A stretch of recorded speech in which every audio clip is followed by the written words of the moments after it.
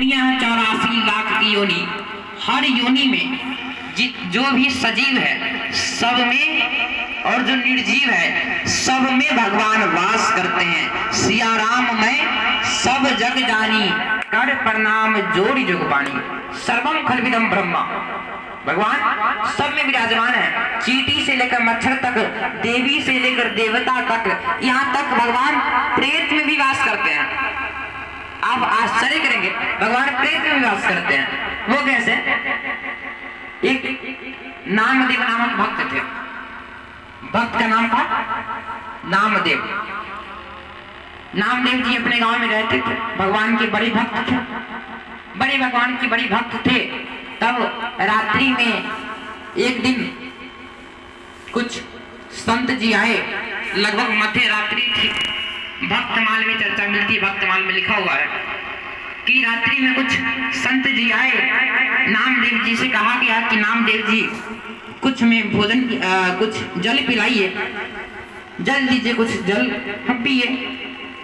और उस जमाने में तो कल नहीं हुआ करते थे, आज से 100-200 वर्ष पहले तो कुआं होता था, कुआं, वो भी गांव से दूर। यदि हर गांव में ये नहीं कि हर गांव में कुआं होते थे, कोई कोई गांव में कुआं होते थे।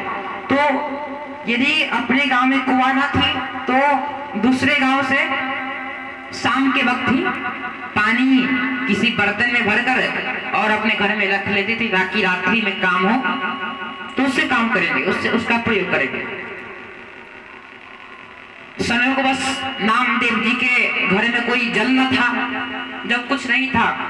अब उन्होंने सोचा कि संत कहीं हमारे घर से भूखा न चला जाए। इन्होंने जल की अपेक्षा की है, यदि इन्हें जल न मिलेंगे तो ये प्यासे चल जाएंगे। और गृहस्थ के यहाँ से कोई अतिथि भूखा चला जाए, इनसे बड़ा कोई अपराध नहीं।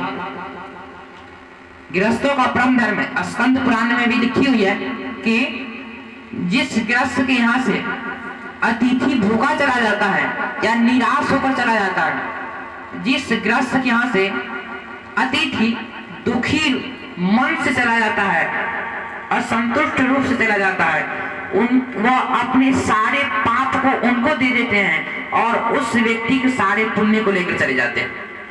इसलिए कभी भले ही कैसा भी हो, आपके द्वार पर कोई व्यक्ति यदि भिक्षा मांगने आए तो आप ये मत देखिए कि ये पाखंडी है, ये ढोंगी है, क्योंकि वो आपके यहाँ प्रतिदिन नहीं आते, कभी कभी आते हैं।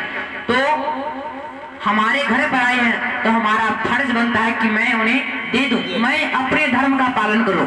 वो अपने धर्म का पालन कर रहे हैं। यदि वो ढोंगी है, यदि वो पाखंडी है तो वो अपने कर्म का फल भोगेंगे। कर्म प्रधान विश्व कर राखा, जो जस कर तस फल चाखा। भले ही यदि वह ढोंगी हो तो अपने कर्म का फल वो भोगेंगे, लेकिन हमें अपने धर्म को नहीं छोड़नी चाहिए। हमारा परम धर्म है कि यदि कोई अतिथि आए हमारे द्वार पर तो हम उन्हें कुछ न कुछ जरूर प्रदान करें। क्या माँ सीता नहीं जानती थी कि यह रावण है? लेकिन फिर भी माँ सीता जानती थी कि रावण है, लेकिन उन्होंने सोचा कि यदि मैं रावण को यदि निराश होकर यदि लौटा दूं तो मैं एक गृहस्थ हूं, और गृहस्थ का परम धर्म होता है अतिथि सेवा। यदि रावण मेरे द्वार से भूखा चला जाएगा तो ये शोभनीय नहीं है। भले ही रावण है लेकिन अतिथि बनकर आया है, साधु का वेश बनाकर आया है। भले ही रावण है, अतिथि बनकर आया है, लेकिन मेरे द्वार से भूखा नहीं जाना चाहिए। अतिथि देवो भव, अतिथि भगवान के समान होते हैं, भगवान के समान उसका सत्कार करनी चाहिए। माँ सीता कहती धर्मो रक्षी रक्षिता, मैं अपने धर्म का पालन करूंगा। और याद रखिए, आप अपने धर्म का पालन करेंगे, धर्म आपकी पालन करेगा, धर्म आपका रक्षा करेगा। धर्मो रक्षित रक्षिता, यदि धर्म की रक्षा आप करेंगे तो धर्म एक दिन आपकी रक्षा करेगा।